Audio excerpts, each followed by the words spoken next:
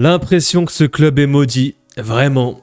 Les amis, j'espère que vous allez bien. On se retrouve pour une petite vidéo actu et FAQ. Je vais répondre à vos questions. Merci à ceux et celles qui ont participé, qui ont répondu au post et qui ont posé vos questions. Je vais les sélectionner, je vais vous répondre. Mais avant tout, merci beaucoup à ceux qui prennent le temps de venir, de participer. Et puis toutes les personnes qui s'abonnent et qui like encore une fois. Merci beaucoup pour le soutien. On est sous Calvas, lunettes. Pour ceux qui ne me connaissent pas et qui ne connaissent pas trop la chaîne, c'est la DA. Ici, dès qu'il y a un sujet sérieux, dès que c'est très sensible, on est sous Calvas, on met les lunettes. Il n'y a pas de casquette, il n'y a pas de... Non, c'est sujet très très sérieux. Et là, ça se passe mal et on va parler sérieusement. On va revenir tout d'abord sur l'actu du Real Madrid. Malheureusement, il y a de l'actu et c'est pas des bonnes nouvelles les mecs. Rodrigo souffre d'une rupture du ligament croisé antérieur. Il manquera la Coupe du Monde 2026. Dégoûté pour lui, pour le joueur avant tout. J'ai une grosse pensée pour lui. C'est dur, c'est triste à la fois. Moi, en début de saison, j'avais une hype. Je faisais partie des rares qui souhaitaient que Rodrigo reste au club. Pourquoi ? Parce que pour moi, j'avais vraiment cette vision de Rodrigo qui était Xabi Alonso compatible. Je le voyais tellement dans cet effectif de Xabi Alonso. J'étais tellement hype, je le voyais déjà évoluer un peu en 10 ou sous les attaquants dans un système à 3. Et si 6 mois plus tard ou 8 mois plus tard, on m'aurait dit que Xabi out et ligament croisé pour Rodrigo, je sais pas si je vous aurais cru, mais c'est vrai que la chute est terrible. Et ouais, je suis dégoûté pour lui, il va manquer le mondial, ça va être compliqué pour lui. Les ligaments croisés, on sait que c'est compliqué. Est-ce que tu reviens réellement à 100% de tes capacités, surtout pour un joueur offensif ? Quand on voit les défenseurs, la jurisprudence Militao, qui s'est fait le croisé droit et s'est pété l'autre. Souvent, quand tu te fais un croisé, tu as souvent tendance à péter l'autre aussi. Donc tu compenses un petit peu avec l'autre et souvent, il a tendance à lâcher aussi. J'espère qu'il va retrouver son niveau, mais pour un offensif et surtout un joueur qui est basé sur l'explosivité, les changements de direction, les dribbles, les accélérations. Déjà que je le voyais un petit peu lourd et il avait perdu un petit peu de sa superbe, je le trouvais un peu plus lent, un peu plus lourd, moins explosif. Là, avec les ligaments, ouais, c'est un gros coup dur. Et puis même pour lui, mentalement, on sait que déjà que c'est un joueur qui mentalement n'est pas très solide. Alors là, tu manques une Coupe du Monde, ligament. Comment ça va se passer cet été ? Est-ce que le club vous laisse séparer de toi ? Bah là, il va clairement rester. Personne ne va vouloir l'acheter. Donc ouais, gros point d'interrogation. J'espère qu'il fera une bonne rééducation et j'espère qu'il reviendra pour la saison prochaine. Moi, ça reste un des joueurs que... Désolé les gars, j'ai avalé un moucheron. Avec les lumières là, il y a des moucherons qui se baladent. Donc je disais... Moi, il fait partie des joueurs que je préfère. C'est un de mes joueurs préférés du club. Je l'ai toujours apprécié. C'est un des plus techniques et des plus talentueux. J'espère qu'il va revenir, mais je suis tellement dégoûté pour lui. Et grosse force et grosse pensée à lui. Depuis 3 ans, stade qui est terrible. Vraiment la stat qui est complètement terrible. Le Real Madrid cumule les ruptures du ligament croisé antérieur. Depuis 3 ans, les gars. C'est Militao, Courtois, Alaba, Carvajal. Encore une fois, Militao et maintenant Rodrigo, 6 absences pour cette même blessure depuis 2023, les mecs. Ça fait 2 par saison. 2 ligaments par saison en moyenne. C'est terrible. Et ça, c'est pas anodin, les gars. Ça, c'est pas anodin. L'hygiène de vie, les préparations, le staff médical, il n'y a rien qui vaille dans ce club. Tous les départements sont à revoir. Je suis désolé, on travaille pas bien, que ce soit sur le terrain, sur le sportif, mais même en dehors. Et en fait, c'est la direction, tout ce qui en découle après. Il y a tout ce qui en découle, c'est-à-dire que tu as la tête pensante, et ensuite, tu as les départements, les staffs, et ensuite, ça se répercute sur la façon de t'entraîner et comment tu joues. Et moi, j'aime bien le dire, c'est tu joues comme tu t'entraînes et tu t'entraînes comme tu es dirigé. Et là, pour le coup, c'est tellement factuel avec ce Real Madrid aujourd'hui. Il y a cette petite vidéo, les gars, je sais que le contexte n'est pas ouf, mais je voulais la mettre. Rodrigo qui discute avec R9, et il vient lui toucher les 2 genoux, il se les met chez lui pour avoir son talent. Malheureusement, c'est pas le talent qu'il a récupéré, c'est les ligaments croisés. Bon, petite vidéo, je voulais la montrer, c'est pas drôle du tout, mais voilà, c'est quand même le clin d'œil On a les images au moment où il s'est potentiellement blessé, où il s'est fait cette rupture. Donc apparemment c'est dès qu'il reçoit ce ballon, passe de Carreras, il est sur le côté gauche, il contrôle. Et c'est sur ce changement d'appui, ici là on le voit. Là on voit son pied droit, on voit un petit peu la torsion là. Je pense que c'est là sur l'accélération et ensuite on le voit, il trébuche. Ouais, c'est compliqué. C'est compliqué, ça fait mal sur rien du tout. Hein. Sur un crochet, il n'y a même pas de contact, il n'y a rien du tout.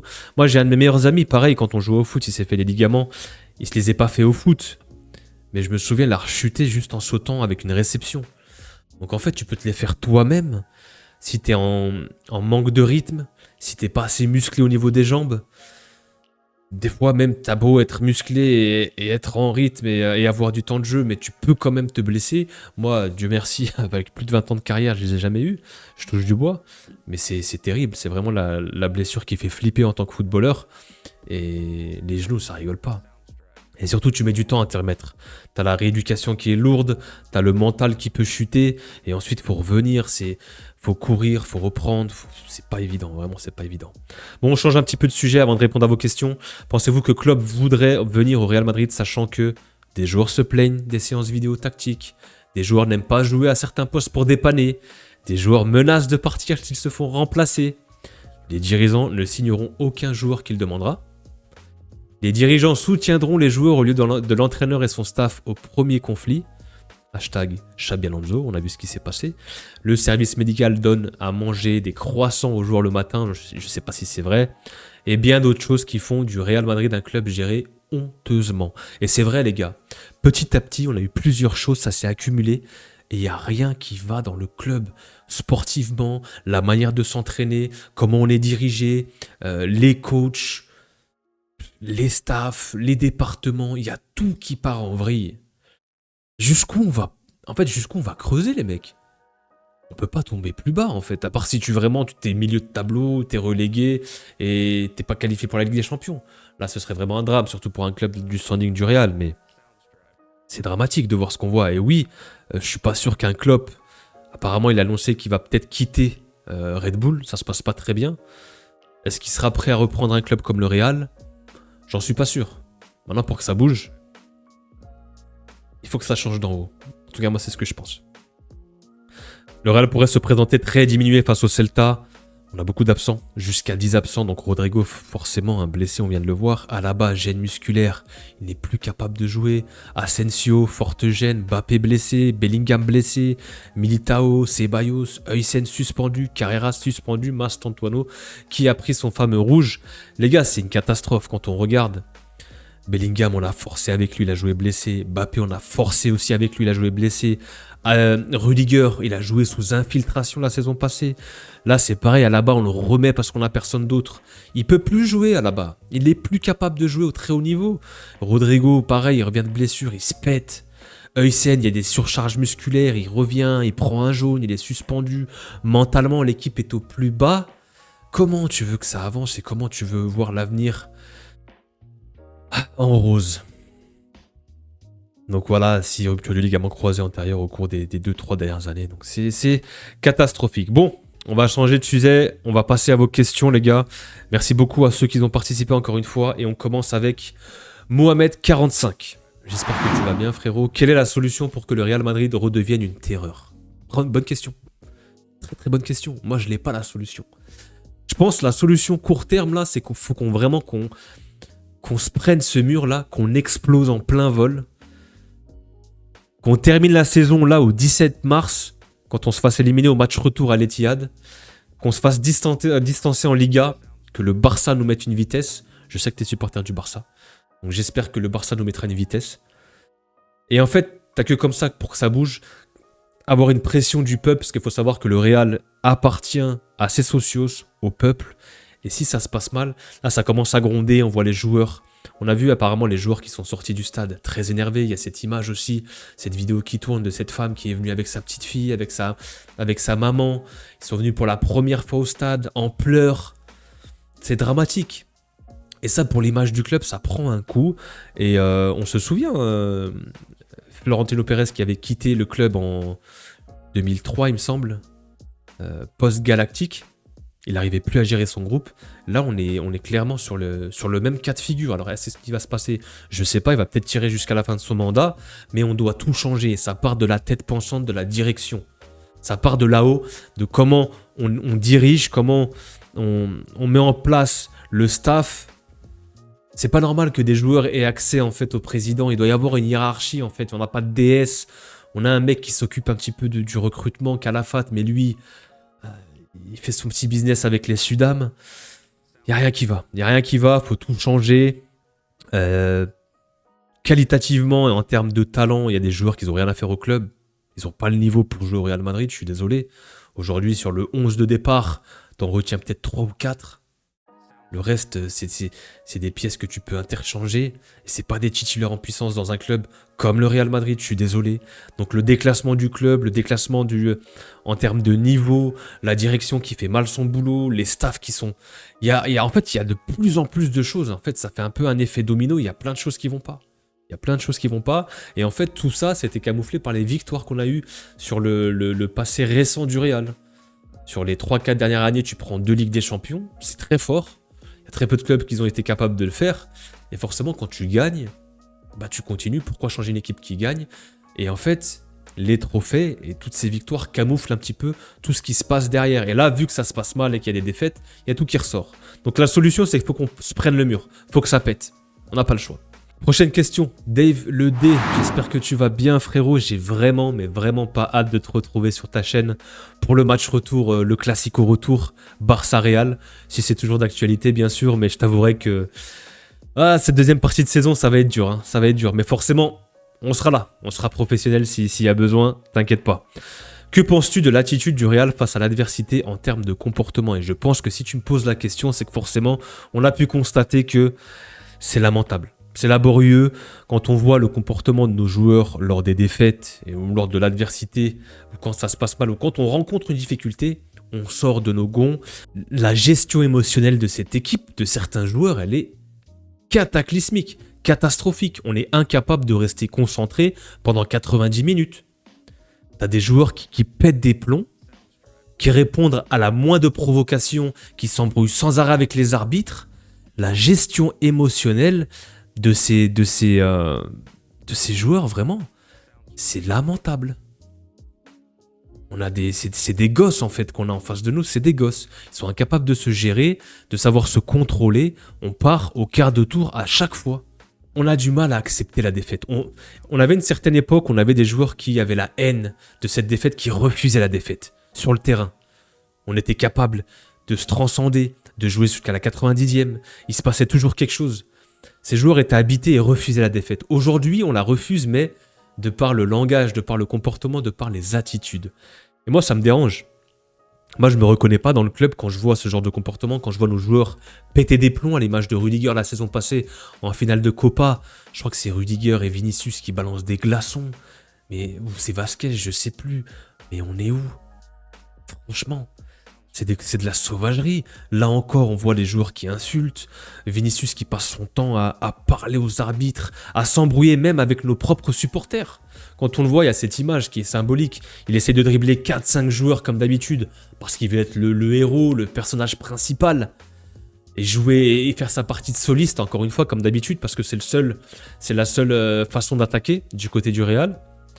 Il perd le ballon à chaque fois, parce que forcément, dribbler 4-5 joueurs, tu arrives à le faire une fois sur 10. Et ensuite, il se retourne face aux supporters qui sont en train de le huer, le siffler, qui sont légitimes à le faire, à juste titre.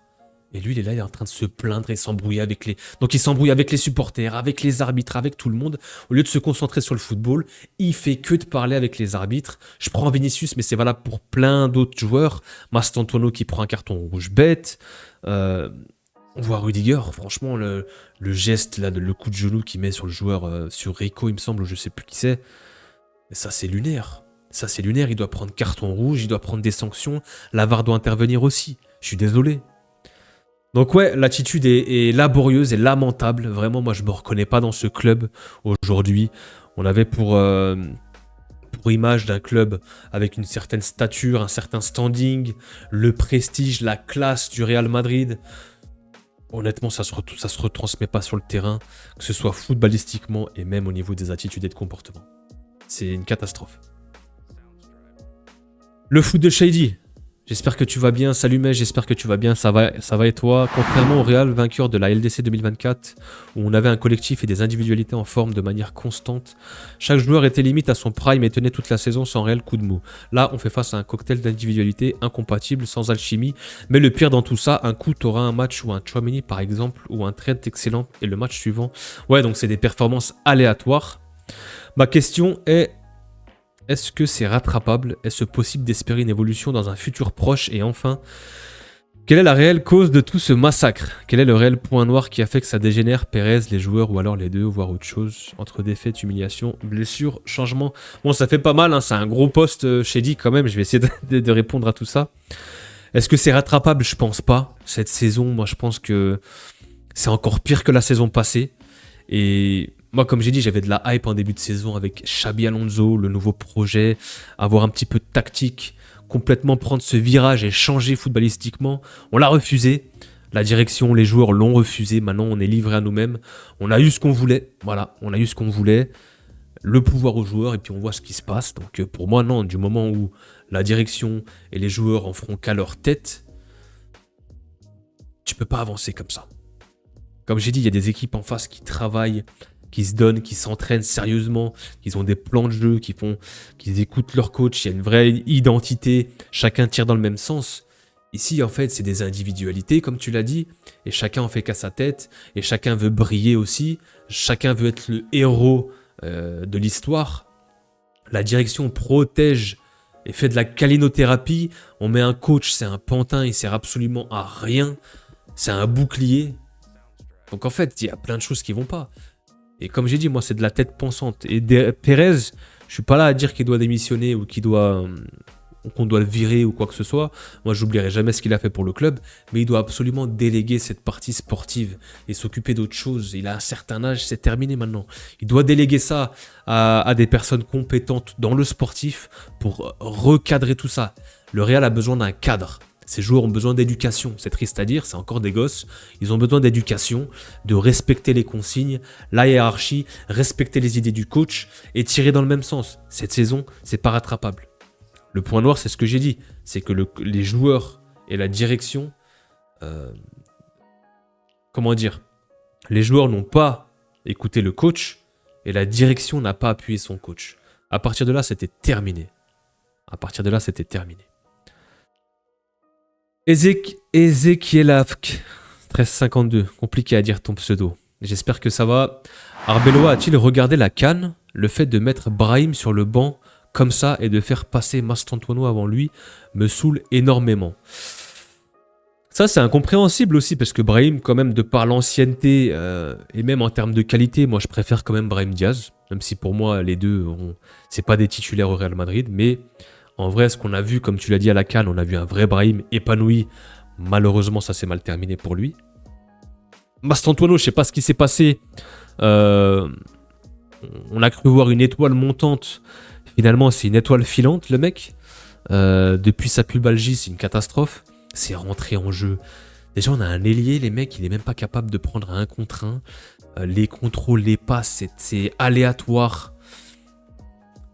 Il est même pas rapide, il n'a pas d'explosivité, il a juste une belle patte gauche et peut-être il sait tirer les coups de pied arrêtés. Il fait penser un petit peu à Arda, on a des joueurs qui sont très lents, pas explosifs, ils sont pas capables de faire des différences, de dribbler tout simplement. Faire un dribble, éliminer son adversaire, ils sont pas capables.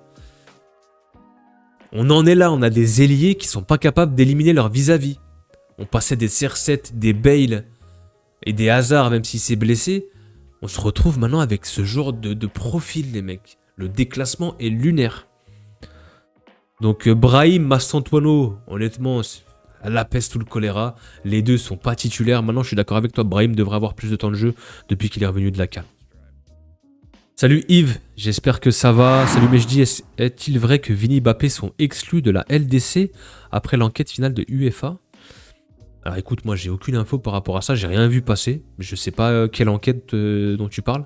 Car si cette info qui circule est vraie, c'en est terminé pour le Real. Alors après les infos sont tellement déformées pour déstabiliser que c'est difficile maintenant de savoir le vrai du faux. Le monde du foot devient malsain. Honnêtement, j'ai aucune info là-dessus. J'ai pas vu d'enquête vis-à-vis de Vini Mbappé. Je sais pas sur quoi l'enquête est fondée, sur quoi ils vont être jugés. Honnêtement, j'ai rien vu passer. Je sais pas de quoi tu parles, donc je vais pas t'inventer quelque chose. Mais en tout cas, non, moi j'ai rien vu en LDC. Peut-être c'est par rapport à ce qui s'est passé avec Vini, mais c'est plutôt l'autre joueur qui devrait être le joueur de Benfica qui devrait être suspendu. Mais du côté de Mbappé et Vini, non, moi j'ai rien vu. Toun Mahamadou, j'espère que ça va. Mais je dis, s'il te plaît, d'après toi, quels sont les joueurs qui n'ont pas le niveau de jouer au Real actuellement, y compris parmi les soi-disant cadres du vestiaire? Merci. Ah, écoute, frérot, là, on peut rallonger la vidéo. Hein. Ça peut être très très long. Hein. Ceux qui n'ont pas le niveau, on va faire par poste. Les gardiens, on touche pas. Alors, c'est pas forcément pas le niveau, mais je dirais peut-être plus le niveau. Plus d'actualité. Alaba n'a plus le niveau. C'était un très très grand joueur. Il a fait une très grande carrière au Bayern. Je ne vais pas cracher dessus. Aujourd'hui, au Real, il a rendu de fiers services lors de ses premières saisons. Aujourd'hui, il est plus capable de jouer ne serait-ce qu'une heure. Son corps l'a lâché. Son corps est meurtri.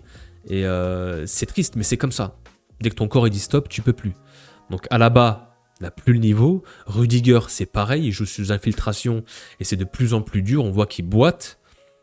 Trent, déjà, il y a 2-3 ans en arrière avec Liverpool, on est à la limite, mais là, actuellement, t'as l'impression qu'il n'est pas du tout en rythme. Il a juste une belle patte, il a juste un super pied droit. C'est tout ce qu'il a défensivement. C'est le néant. Offensivement, c'est une fois sur 4.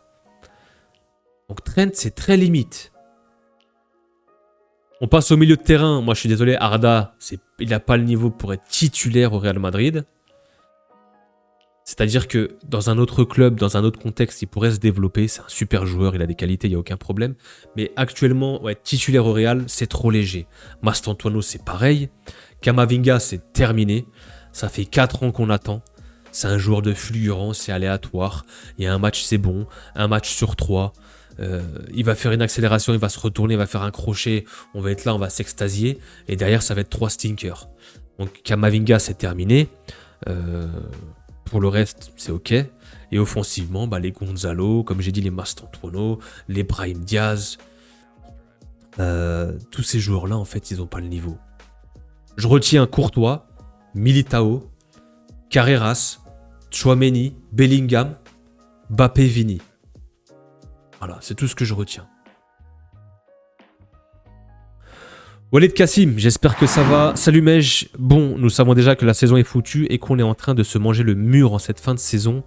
Comme prédit, au vu du manque de sérieux dans ce club, maintenant, crois-tu vraiment que les choses vont vraiment bouger et que la direction se remettra en question? J'étais persuadé, mais je commence à avoir des doutes. Par exemple, imagine Klopp arrive, est-ce qu'il aura le contrôle sur cet effectif? On en a parlé juste un petit peu avant, Klopp. Mais c'est vrai qu'on est en droit de douter ou de se poser des questions parce que t'as pas l'impression qu'on se remet en question, que la direction veut se remettre en question. Souvent, on a tendance à trouver un coupable. C'est la faute du coach, c'est la faute d'un tel, c'est la faute de lui. C'est jamais la faute des joueurs, très peu. C'est jamais la faute de la direction.